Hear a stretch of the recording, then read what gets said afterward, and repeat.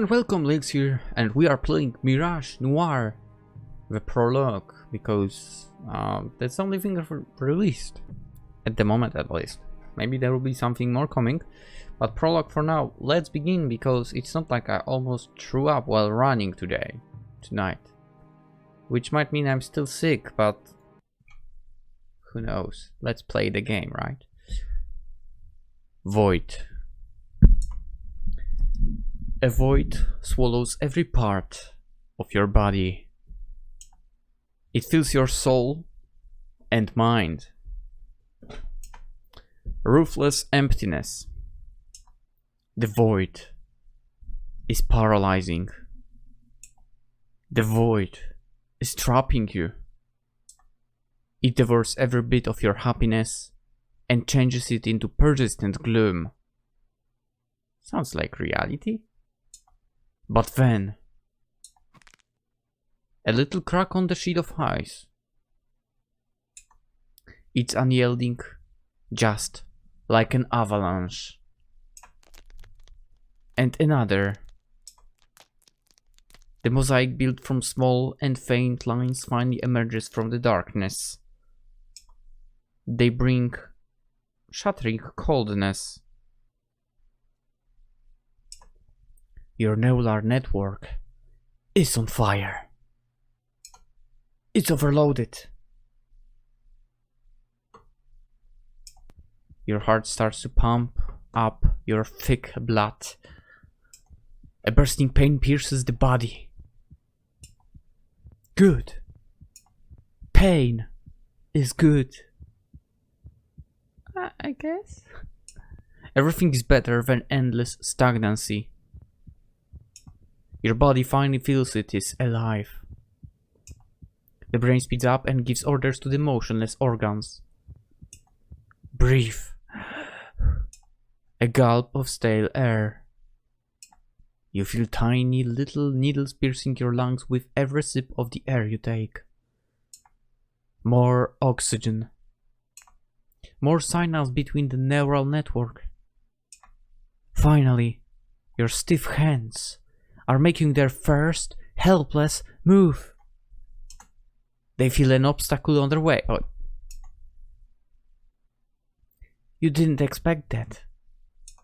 That's why you try to affect the cold and slick surface in front of you. It melts slowly as you touch it with your slightly warmer fingers. Your hands try to push away this hindrance, but it won't budge. A feeling of incapacitating fear strikes you. Tough word, I guess, a little bit. Incapacitating. Yeah, I mean, if I say it, it's not so not so bad, but without that, I probably would not be able to say it. I feel like it. Incapacitating. Incapacitate. Why? Why now?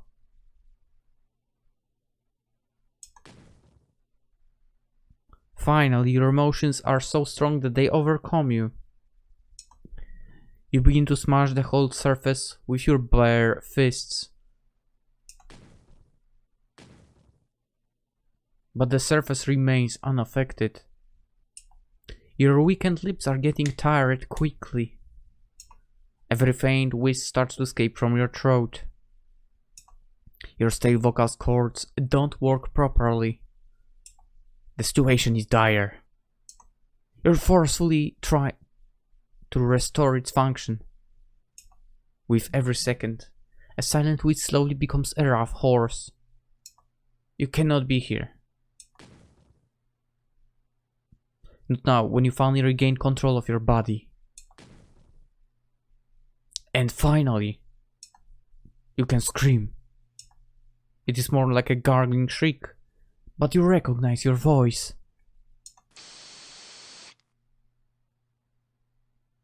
Wow. This sound startled you. Yeah, it was kind of creepy. You have a harsh meeting with gravity as it brutally pushes you into the ground. Pain from the fall is intense. All the air that was inside your lungs escapes quickly. Sensory receptors feel a mix of sound like cold substance beneath your hands. Your visual perception tries to adapt to the dimness around you. The senses are battered with continuous incentives. You're regaining control over your perception as you start to make sense to this sensory chaos. Your clumsy body is trying hard to listen to your mind's orders. You sit you down as you look around. I don't know why twice you, but whatever. Okay, nice area. Eyes are gradually scanning the environment around you. You notice that the bushes, and the trees are close to each other. Actually, don't see any bushes, but there are a lot of trees, yeah. How was it called? What, you mean like a tundra or something? Oh, okay. Forest. What about the enormous dark space? Interlaced with those tiny dots right above your head. Oh, I wonder what it might be. Sky. Night sky. That huge radiant disk is classified as moon. Actually, when I'm recording this today, actually tonight, we have a full moon as well. Nice. Its light shines on the white area around you. Snow. Happiness is filling you. There's no snowfall yet. You manage to relax a bit, even though you shouldn't. Eyes are jumping from one place to another, slowly recognizing the elements of your current environment. Meadows, stones, logs, snow, sky, forest, moon, ground, blood, ice, clouds. Blood? I mean, he was hitting the ice or whatever so much, I guess it's possible, right? Your nose catches a rusty metallic odor. The taste of iron fills your mouth as your pupils get wider to observe what lurks in the darkness. Your body wants to be somewhere far, far away. Danger! You feel a small gust of wind around you. Expanded nostrils catch a vivid smell. Your brain analyzes all the archetypes of scents that it knows. Wet fur. Alright, we are freaked, aren't we, wolves? Bears? Your eyes instantly look in the direction of the blowing wind. They try to find the source of the lurking menace. The heartbeat goes higher. Your pulse speeds up. What can you see? Bright yellow eyes. Sinister eyes were looking straight at you. Sharp fangs are emerging from the darkness as you can hear frightening growl getting louder and louder. In before it's actually like a white tiger. I'll get ya. I'll get ya and destroy you. I'll rip you apart. Bite deeply. Tear your guts. Rip you, destroy you, devour you. Kill you. Run, run, run! Your mind is overwhelmed by the very basic fear of death. Your body rises immediately and starts to run for its life. Run to the hills. Where to go? Can I? Faster! The deadly aroma of the beast gets more intense. The hunter is going after its prey. If you'd turn around and just run. Your pulse gets rapidly higher and just a few steps. Hypoxia and exhaustion finally manifests just a few seconds of the desperate attempt to escape. I will kill you. Rip you apart. I don't want to die. You will. Run, run, run. You don't have to. You don't stand a chance. The staggering feeling of weakness overcomes your collapsing body. No, not now.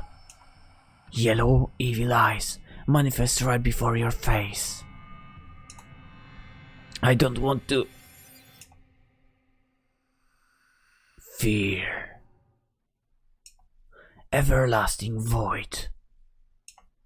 The void is swallowing every part of your body.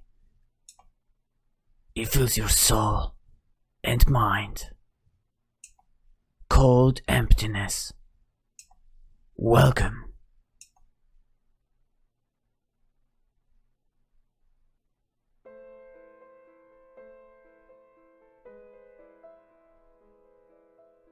That was interesting start, I'm not gonna lie. Is it weird that I like actually doing that voice?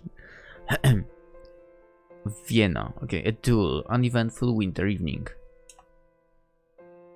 When I peeked outside, a sharp bone-penetrating coldness broached my skin. I should take my thicker coat. The one with some fox fur sewn onto it. Fake fox fur, I hope. No need to risk your health when you live alone. Wow, I have a different approach. It's like, whatever. When you live alone. I put on my winter clothes, fastened the buttons, and took a healthy sip of alcohol from the flask. It warmed me up. It didn't snow and the air was barely moving. The piercing coolness was the only inconvenience. I went outside and took a path that led to a nearby coppice. The snow quietly jungled under my feet when I walked through the night. The trees I passed on my way slowly turned to thicker, darker shapes. Goosebumps crawled under my skin. Something about the forest was different than usual, but I couldn't put my finger on it. Like, even if I knew that I could handle the dangers of these lands, I couldn't shake the anxiety. A threatening touch attacked my shoulder. Without a second thought, I started to run ahead and got away in a few quick jumps. I was ready to fight my opponent, which happened to be a branch. It was just silly. I should get a hold of myself. I was embarrassed that I acted like a helpless wench, scared by a stick. This uneasiness didn't feel natural. Something was off. I poured a gentle stream of energy into my eyes. The grimdark, deadly forest became much friendlier and brighter. All those fantasies about the evil creatures that lurked around the corner flew away, just like a cloud of smoke. I went deeper into the woods. That must be the sound of snow, huh? Yeah. I actually like that sound. Like, you know, when you walk in through the snow, and actually, yeah.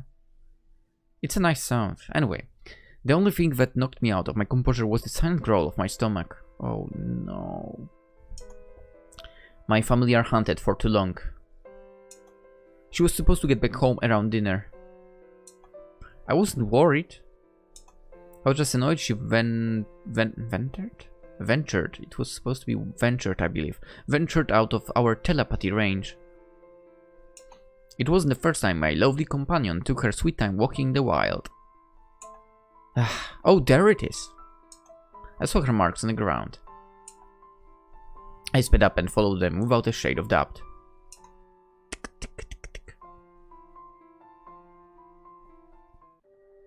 I think I managed for half an hour and I still couldn't find my unruly pet.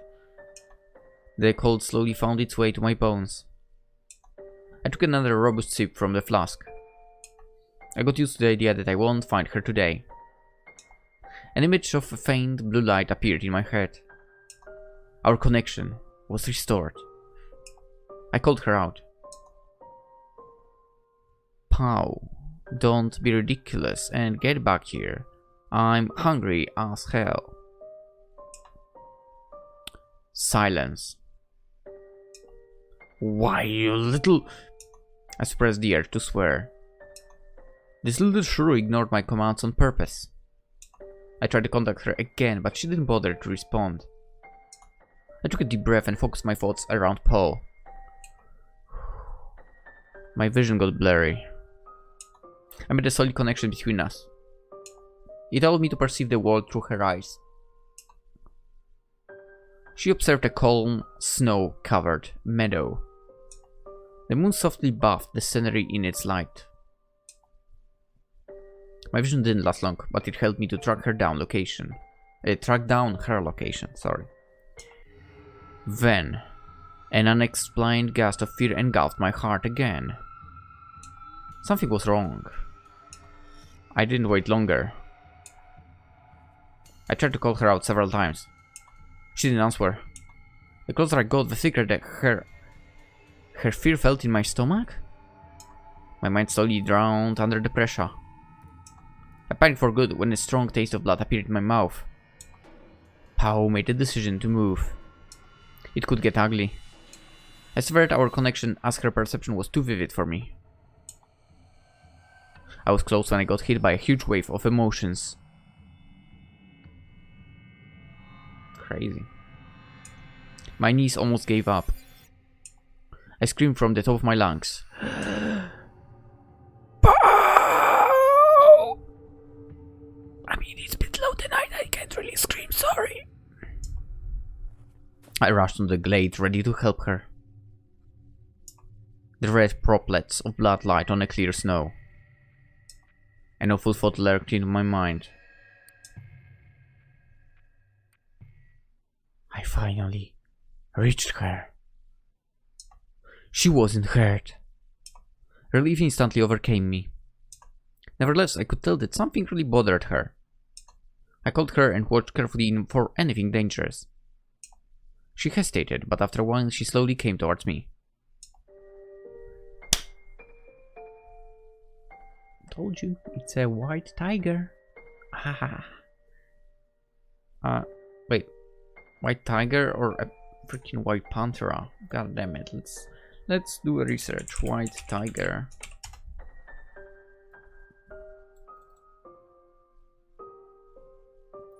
No, not some crappy movie.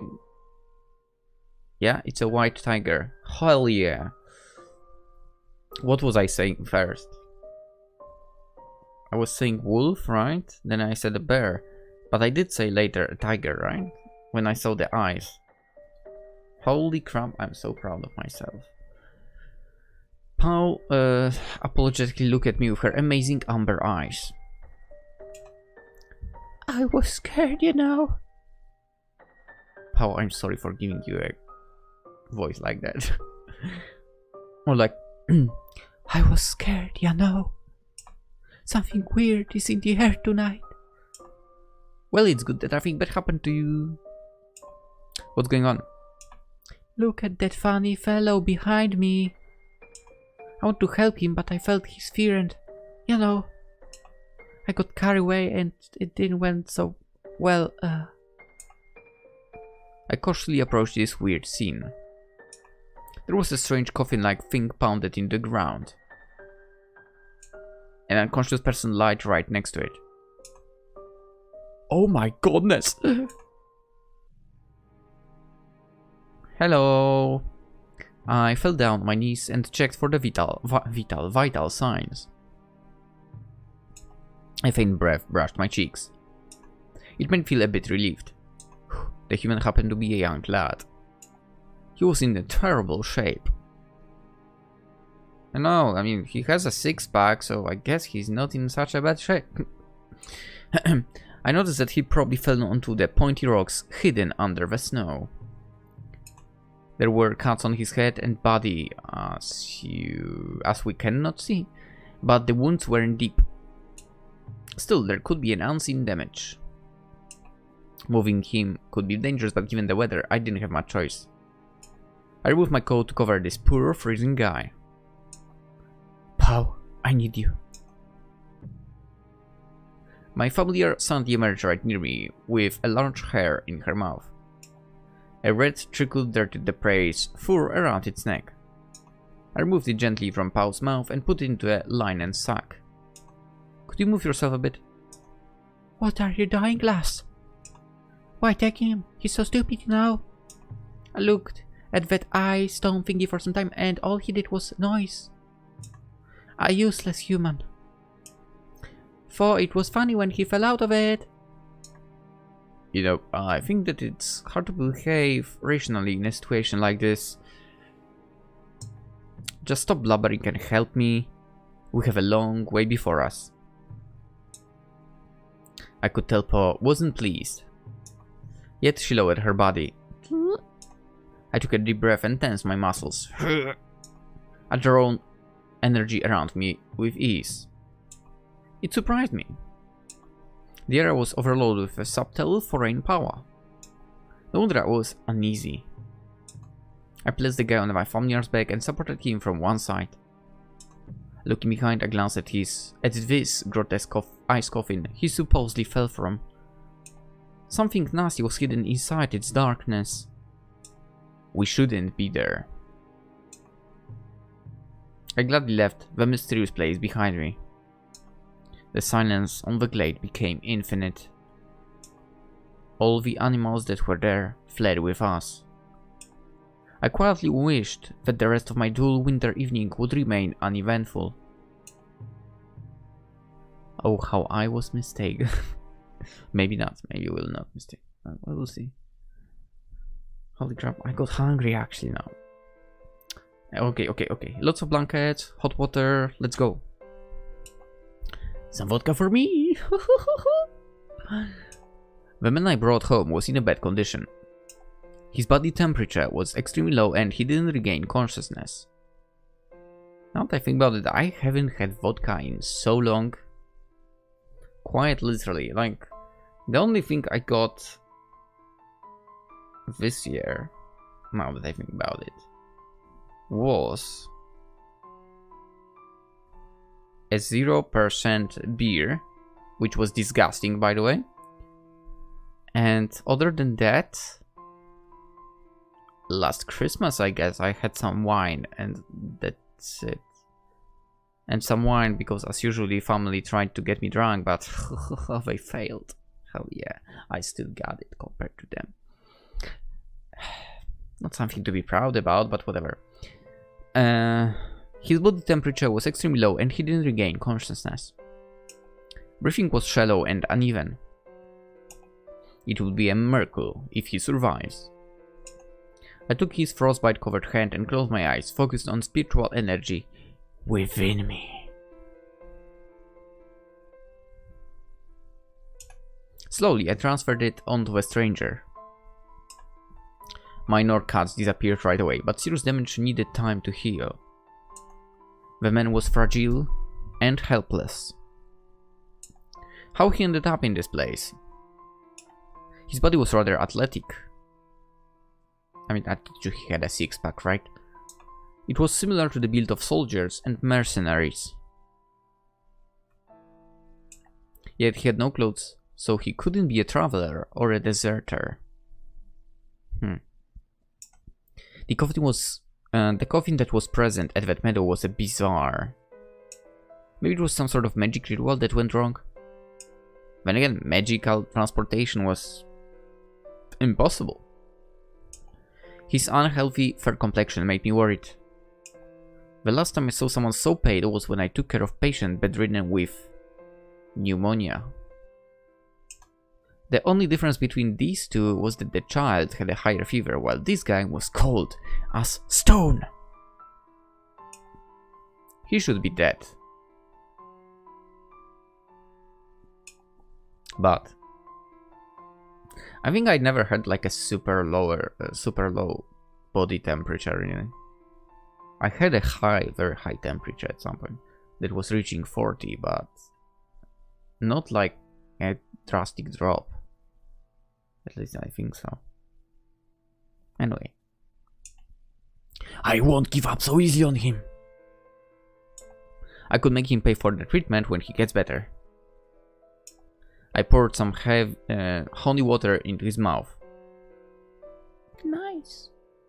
Good for treating the throat, yeah. That's how I got myself treated, okay? Not honey. Not honey with water, but honey in tea. Really good.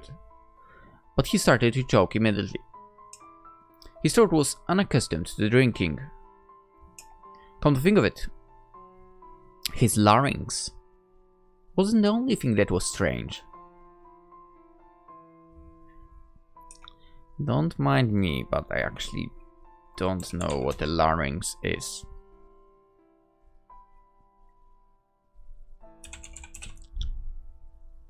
Ah, okay. So basically a voice box. Cool. We are learning something every day. The rest of this body was so wobbly. I wasn't sure how to call it. He looked like someone who was put into a deep sleep. Just like animals that try to survive harsh winter. Maybe he tried that. I discussed this with other whisperers, and this phenomenon had a better name. Some of my colleagues claim that that was theoretically possible to freeze someone and wake them up many years later.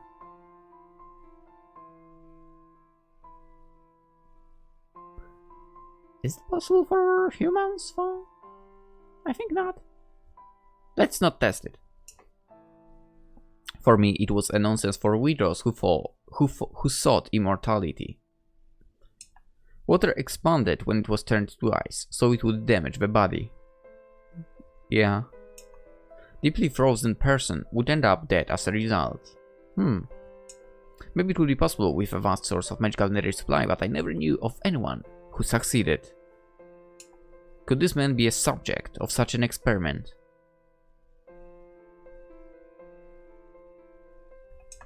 A briefing one. Fatigue slowly overcame me. His body temperature was low. I needed to raise it. And how do... I know how you can do it. I lifted the sheets and urged my familliar to snuggle with us. The three of them? Interesting. Pau wasn't happy about it, but she didn't protest. That bed is freaking small for... Will you really fit? I put on my nightgown and sleep under the quills, right next to her. I don't think it's safe for ya. Her golden eyes were looking at me with deep concern. It wasn't unreasonable. No sane person would lie down next to a random person that might be a murderer or sick with some unknown illness.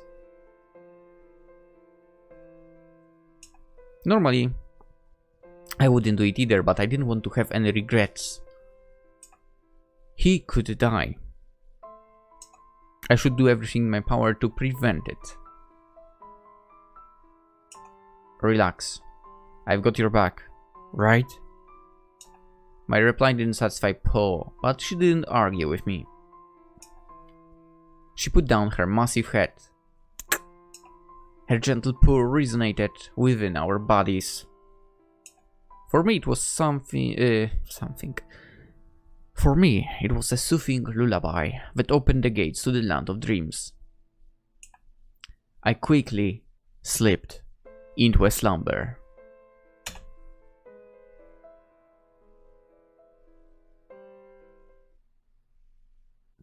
And decided that this is a good moment to end the episode, and we also will slip into the slumber.